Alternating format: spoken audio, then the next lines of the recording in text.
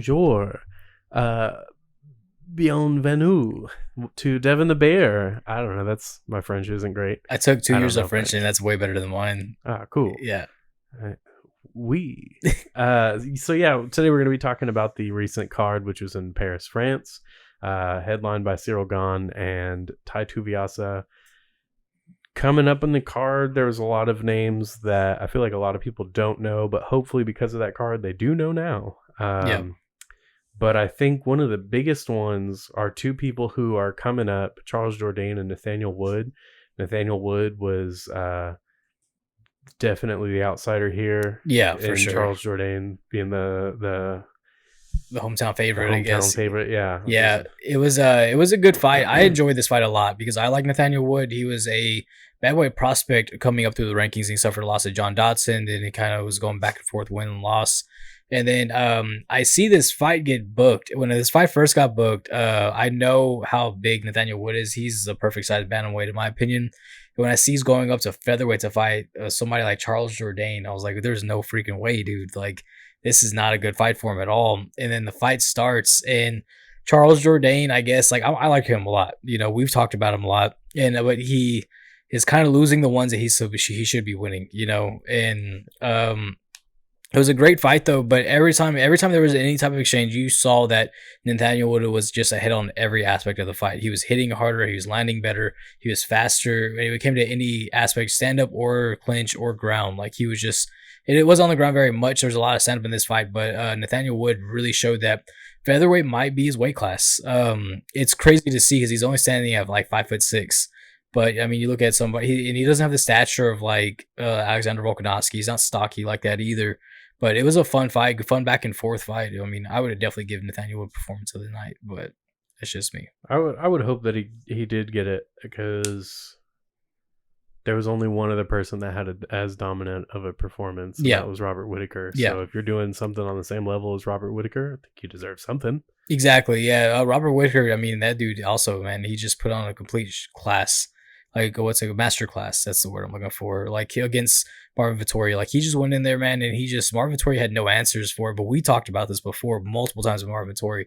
It's just his striking is very basic, you know, and not in a bad way. I guess it is a bad way whenever you're at the top of it. He's fundamentally strong, but there's nothing that's going to surprise you. Even his then, grappling is an elite. Yeah, even then to call him fundamentally strong, it's kind of hard though, you know. He gets sloppy. He gets very sloppy. Yeah. I mean, his fight with Paulo Costa was a very fun fight, but I mean, you look at his stand up, like he got clipped whenever he's fighting Kevin Holland. He's beating Kevin Holland that whole fight. He just I never really got how Adesanya never didn't finish him because like Vettori is a tough fighter, but I mean that's just it. He's just true grit. But when it comes to it, like his boxing's very rudimentary, very low level. My opinion, you know, I know that's kind of harsh to say. Low level for the level at which he fights. Right, yeah. Don't get us wrong and think that we're over here calling out like, oh, we could beat Vettori. Yeah. No, just he's fighting the best of the best of the best. Right. With what he's got, of course he's going to lose to Whittaker. Yeah, I mean, that's the best way to put it, honestly. Especially if they stay on the feet the way they did. I mean, obviously, dude, like, I don't fucking fight. But, like, you know, I don't train. I don't do any of that. But it's like I'm not trying to sit here and just bash this guy for what he does. But when it comes down to it, is that, you know, when it comes down to his level of striking, it's like, how did you get this far? And, like, you can't even put together a 1-2 without keeping your hands in place, you know, or keeping your hands up.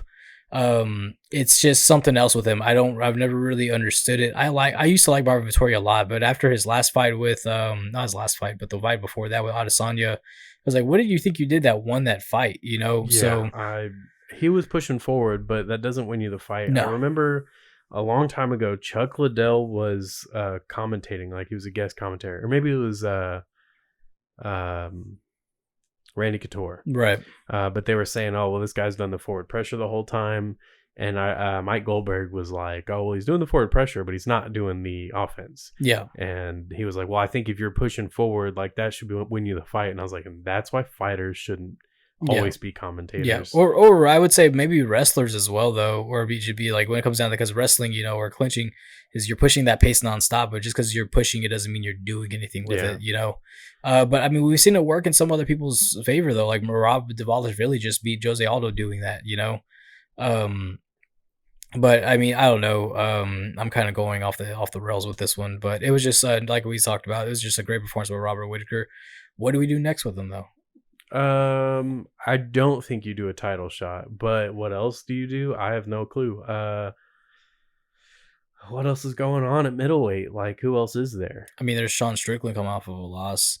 Actually, he just pulled out his fight with Jared Cannonier. Yeah, I was about to say, I thought he was set to fight you can't do Whitaker. Cannonier. You can't do Whitaker versus Cannonier too. Yeah, I don't think that makes sense. Yeah, I mean, it was an okay fight, but it's not ones that people were begging to see. I mean, with Robert Whitaker, I guess maybe get the loser of Adesanya versus Pereira. Just something new, because that's something that we talked about while watching Whitaker's fight. Is it's crazy to see that Adesanya and Whitaker are both going to clear out the division while someone else is the champ. While Adesanya's champ, Whitaker's lapping the division as well though. And so, I mean, you kind of wonder what's next for him. He did get asked about going up to 205, and he said, "We'll see what happens when we get there." Because he did say that if he goes up there, he's like, "I'm staying up there. I'm not coming back down."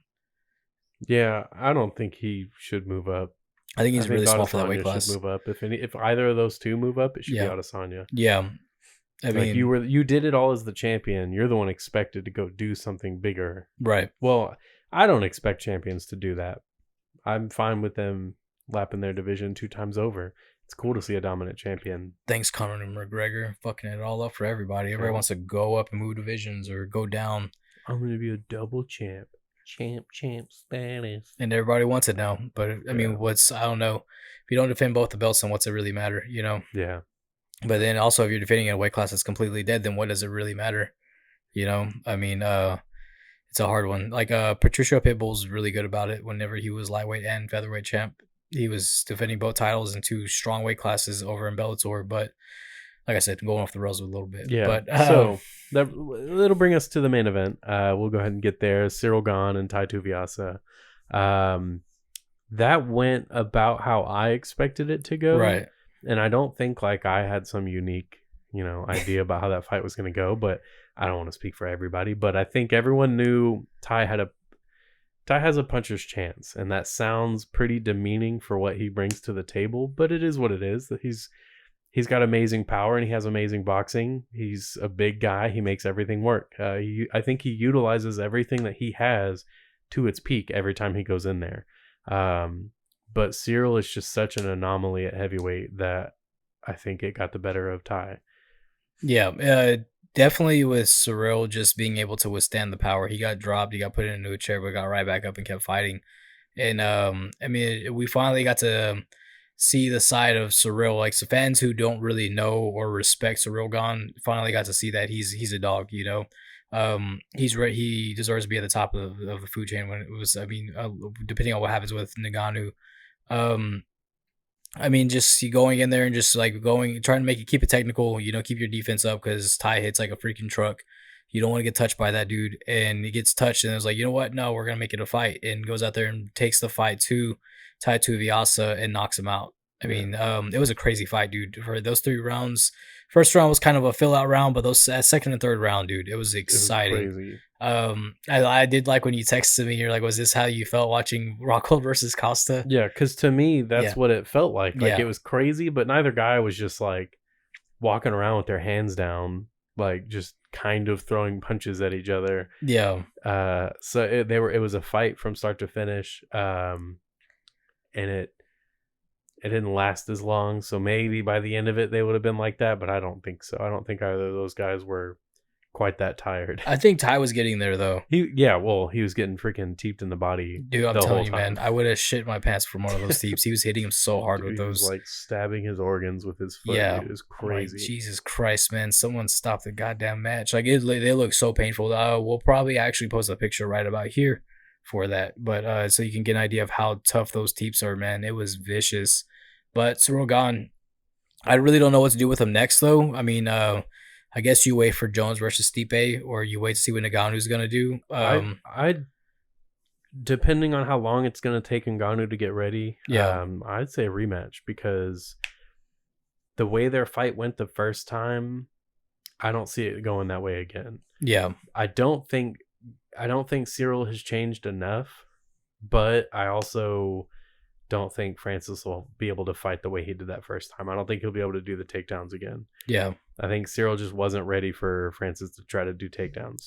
Yeah, I don't know what he was. I think he was just too afraid of The power. The power, yeah, and I can't blame him. Yeah. You know, that's such a huge factor when you fight someone like Francis Ngannou, is that dude can sleep you from anywhere. We've seen him do it. I mean, we just saw, of course, we've seen the Alistair over knockout, but even the Cain Velasquez knockout, he just slipped that punch, that like this uppercut right in there, not much force into it or anything. Next, you know, Cain Velasquez folds in, tears both of his ACLs and tears both of his knees up bad, Yeah. and then that's the rest of the fight. You know, it's an interesting one with that, with the whole weight class right now, because it's kind of on pause right, and it's on standby. You know, we don't even know for sure if John Jones is even gonna fight this year. Yeah, I was gonna say we got to see what happens with John Jones. I feel like it's funny, but it's all John Jones's fault.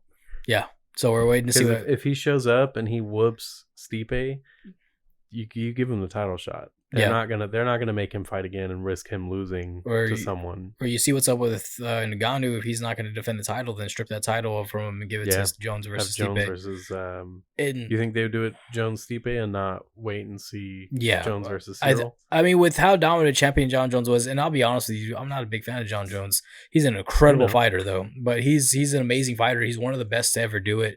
Steroids or not, you can't deny the talent and the mindset and the fight IQ that he has for the sport. He really is one of the best to do it. It's just he's always going to have an asterisk by his name because of the steroids.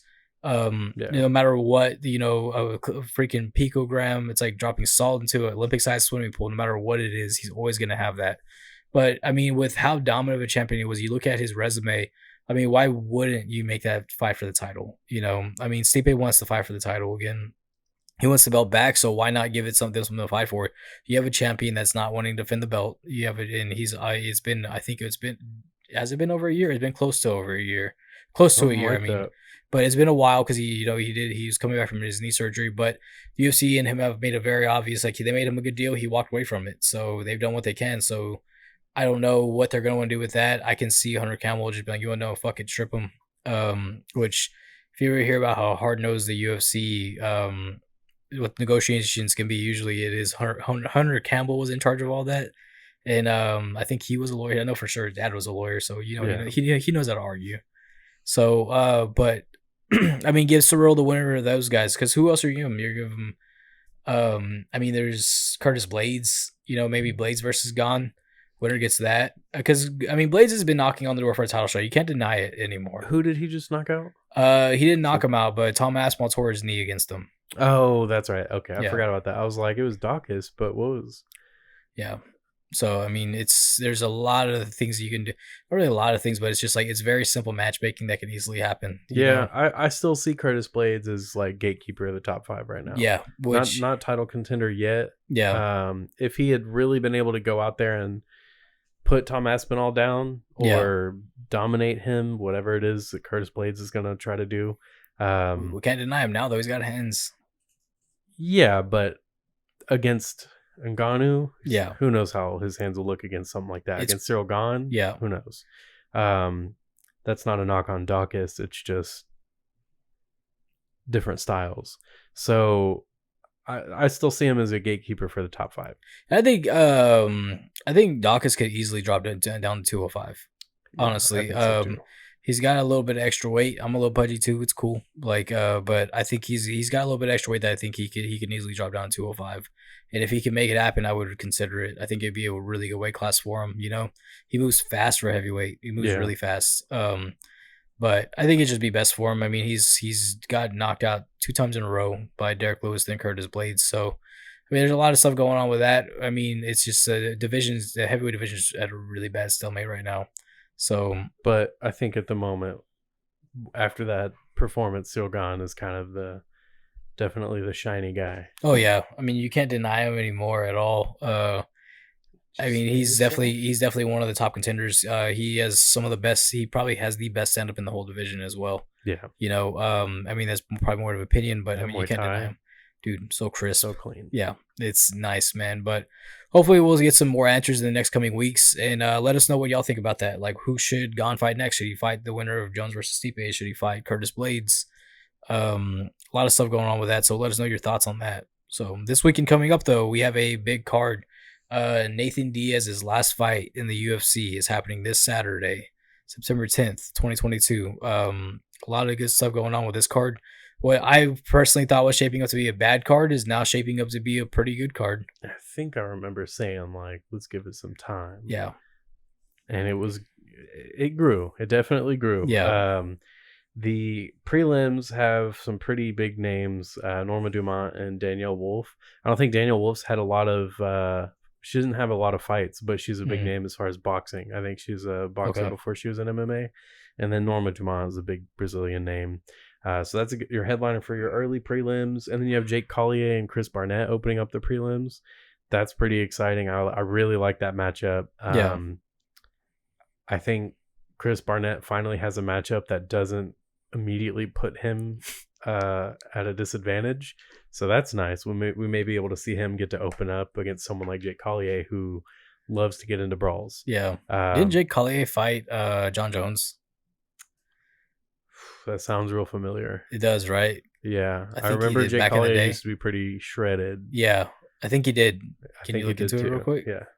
But yeah, because Jake Collier, he used to be a middleweight, and he eventually went up to heavy. He's unrecognizable at heavyweight. It's crazy, dude. But I mean, he's definitely. I mean, he's picked up some wins at heavyweight too. I believe he fought Chase Sherman. But it's crazy as shit to see him now, because when he got into UFC, he was just shredded, and then now you see him now. It's like, yeah, you're definitely. I don't see a fight against John Jones. No. But let me see where he used to fight at, because I know for sure he fought at a different weight class. And so, but yeah, I know he did for sure fight at a different weight class. But Chris Barnett, though, he's coming off a pretty tough loss.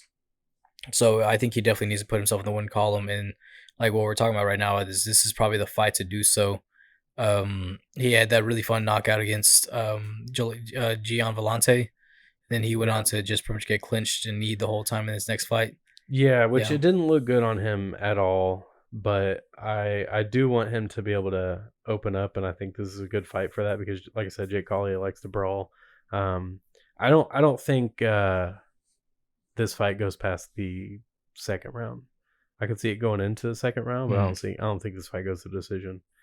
They're both going to get too tired. And yeah, so what else we got going on the card? The headliner for Jamie Pickett's fighting in the prelims as well. He's always fun to watch. But the headliner is going to be Hakeem Dawodu and Julian Erosa. That fight's going to be really solid. Yeah. Both of those guys always bring it. They're always all over the place. They're pretty well-rounded. Featherweight contenders in the future, both of them. And then we're opening up the main card with Johnny Walker and Ion Cutelaba. I like that fight because it's going to be fun. I don't care who wins. I'm a big fan. I was a big fan of both of them. Now I'm just a fan of them. Yeah. I don't care who wins. I just want to see a good fight. And I think we're going to. I don't really care for either of these guys, to be honest with you. I don't know, man. Like I was kind of getting on the Johnny Walker hype train. People were already talking about him beating John Jones back in the day. Like, it's way too early to be saying that. Like, and then he has the style for it, just not the IQ. Yeah, he does. He's too sloppy. I'm sorry, but the guy's a moron in the cage. He takes way too many risks. He is way too sloppy. Yeah. It's just too much, man. And so he needs a big win. Ion Cutelaba, he's always been good. You know, he's always been a hard fight for a lot of people. And he's just too up and down his career. He's always win a couple. He's shown a couple. He's finally fixing the holes that he's needed to fix, though, in his last couple fights. He's not exploding all of his energy in the first round. He's finally got some good cardio. He's finally fighting smarter, and so kind of with the route that he's going, I've been pretty excited for it. But I mean, it's gonna be. I would be surprised if it's not a slugfest, though. Yeah, I would be very surprised if it goes to decision. If it does go to decision, it's gonna be because Ion Cutelaba is using grappling. Yeah, I don't see Johnny Walker fighting smart. I guess he could make that change, but you know, at some point it's gonna have to happen if he wants to really change things. But needs it. Yeah, I don't see him doing that. What we got up next? Irene Aldana, who is one of my favorites because she walks out to Avenged Sevenfold one time, and I really liked that. And then Macy Chiasson. That's a good fight. That is a really good fight. I don't see Macy winning it, though. No, Irene's so good. Her boxing's really clean, and her grappling is just as good. Yeah, and that's what basically she used a lot of clinch in her last fight to win her last fight, and I feel like She's she's gonna really get gonna thrown be to the ground yeah. against Aldana if she does that. Yeah, it's gonna be it's a tough fight for Kielsen, but I mean, she's shown that she can be next level if she needs to be though. But Irina Aldana, she's a very tough fight for anybody that's trying to break into the future title talks. You know. Yeah, hopefully she walks out again too. It's Avenged Sevenfold's cover of Malagueña Solarosa. It's really cool. That was cool. And I heard that guitar and I was like, oh, this is my new favorite fighter. That's cool. But yeah, up next we have Kevin Holland taking on Daniel Rodriguez. It seems like such a weird fight to be made, but it does make sense. It's just not at all what I would have expected. Yeah, I like this fight though. I like Daniel Rodriguez. If you don't really know much about him, go check him out. I mean, his fights against Kevin Holland were fun. His fights against Mike Perry were fun. I remember Kevin Holland, even after Kevin Lee. Shit, look into his fight with Kevin Lee. But his fight with Kevin Lee, like Kevin Lee tried to, just brush him off, and even after he lost, Kevin Lee said, back before I was losing to future world champions and top contenders, now I'm just losing to nobodies.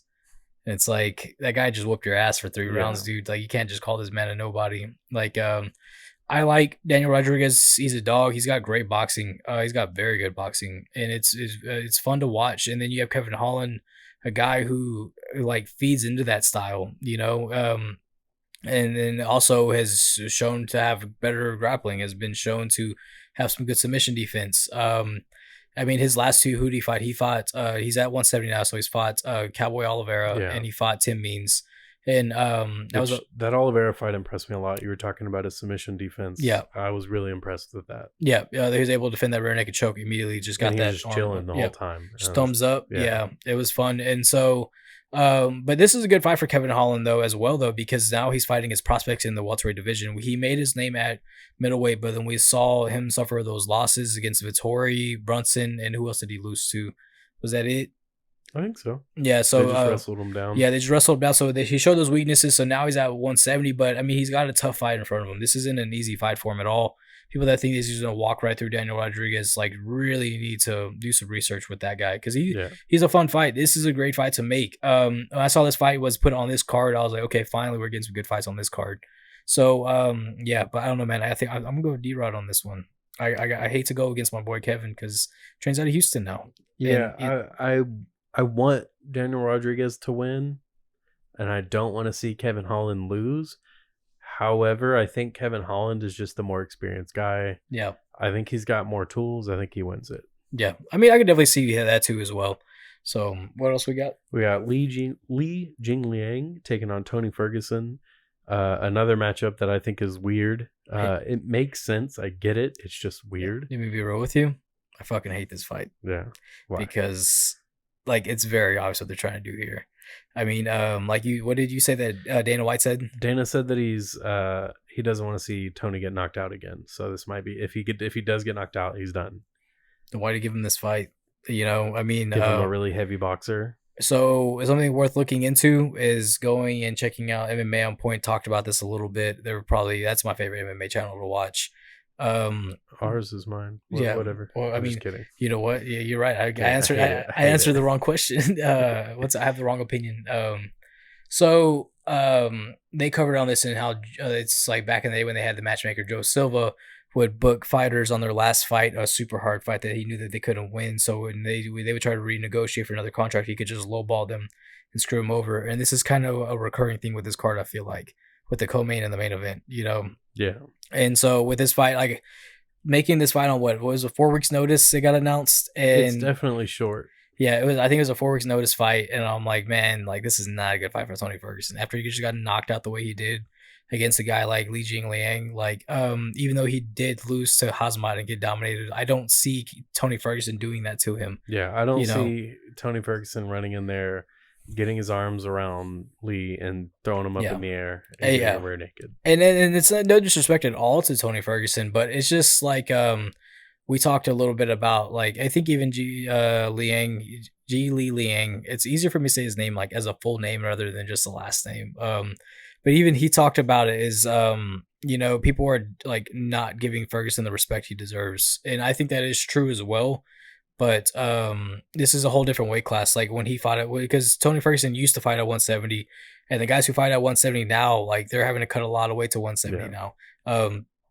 Like I tell people before, like, I've tried to explain this before, is like whenever you're trying to bulk up to a weight class and you get the weight cut in, it's easy. It's like, okay, this was easier than making 155. And then you fight a guy who's going down to 170, make the same weight, but he's going to be probably 15 pounds heavier than you because he's used to putting on a lot more weight than you are.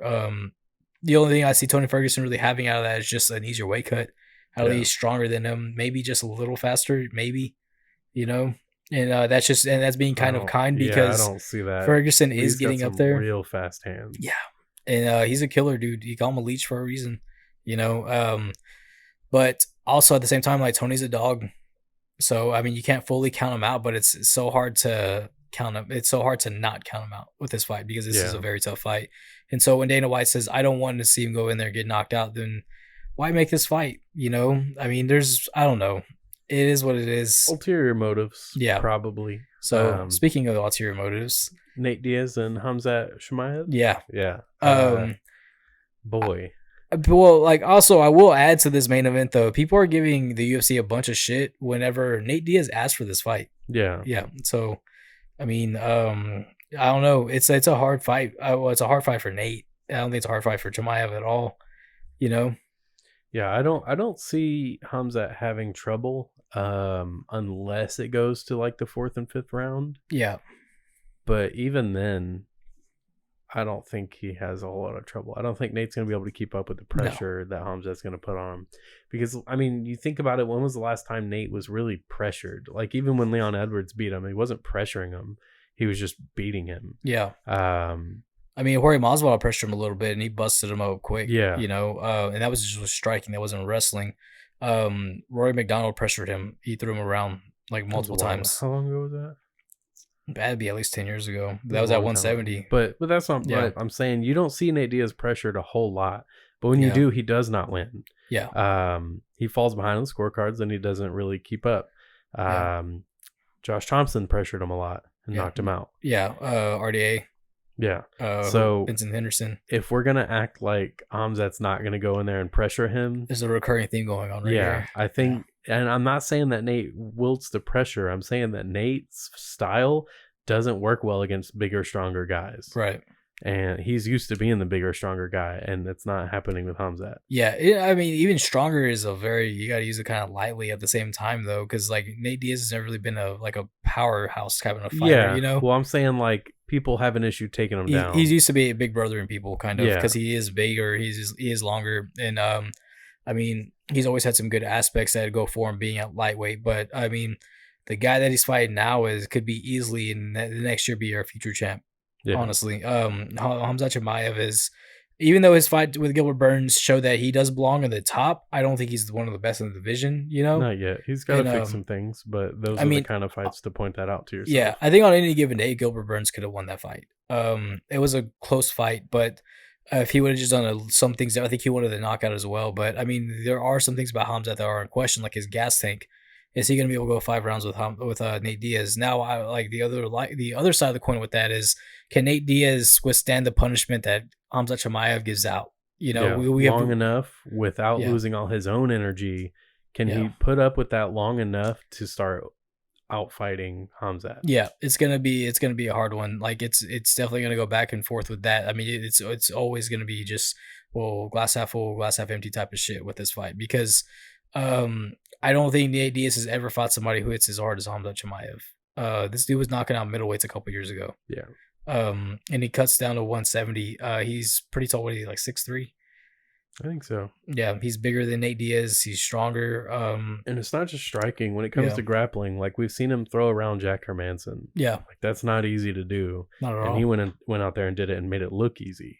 So is it smart to go in there early and start trying to take down Nate Diaz? I don't think so. I think he strikes for the first couple rounds. Yeah. I think if Nate wants to win this fight, he lets the pressure come to him, puts his back to the cage, and then tries to reverse it and gets Khamzat's back to the cage. Yeah. I think that's his best bet. Even then, like how long does that last though? You know, I mean, his hope is gonna have to be to get it to the ground and like put damage on him, so that later when it does come later, he's not the one who suffered so much. Yeah, it's gonna be a hard fight for Nate Diaz. I don't think it's a hard fight for Hamzat. Honestly. Yeah, and that's also saying Nate Diaz is gonna go out there and implement a game plan. Yeah, which he doesn't really do. No, he goes out there and he brawls. Yeah, he just goes out there and just throws down, waits for his opening.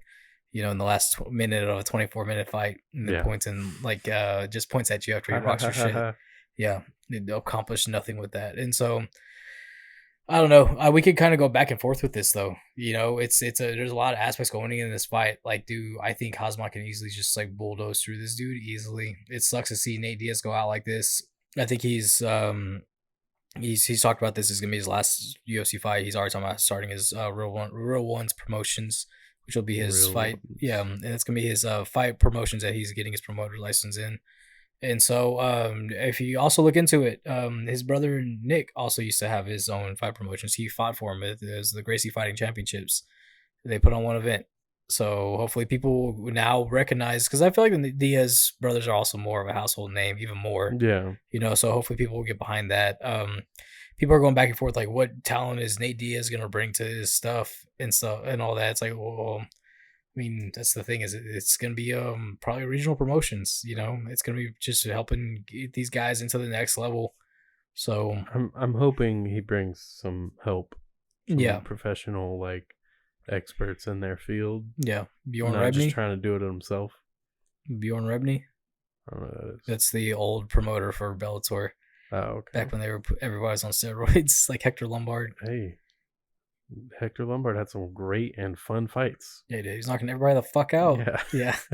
But yeah, man, I don't know. That's all I really have to say about that, though. I do think I'm calling Nate Diaz by submission. Oh yeah, I'm gonna say Khamzat by decision. By decision? You're just gonna pick the least likely thing to happen? No, I think he's gonna have trouble knocking out Diaz. I don't see him past going into the third round. I don't see him rushing Nate Diaz. Yeah. If Diaz makes it through to the third round, I think Khamzat's gonna have to be like, okay, I have to chill out and really make sure I fight this fight correctly, because Diaz is gonna catch me if I don't. Yeah. And exactly how you said, a submission too. So I think if it gets to past the second round, he's gonna relax and keep the pressure, but not the aggression. Yeah, because he did talk about how from his last fight that he was trying way too hard for that knockout. That's what cost him a lot of shit, you know. So, yeah, man, that is UFC 279. So, yeah, let us know your thoughts. Follow us at Devin the Bear, please. Also, shout out to my boy Fig and Porter at work. They listen to the podcast, and I told Mr. Figs I would give him a shout out. So, thanks for the listens, guys. Yeah, let us know your thoughts on Instagram, YouTube, all that stuff. We like talking, so please talk to us. Also, buy this pay-per-view, because this is Nate Diaz's last fight. So if you are a fan of him, help him get some pay-per-view points in with this career with the check. Or counterpoint, don't buy it, because screw SPN. Yeah, that too. Also, stick it to the man like Nate Diaz did. Fuck him. Yeah.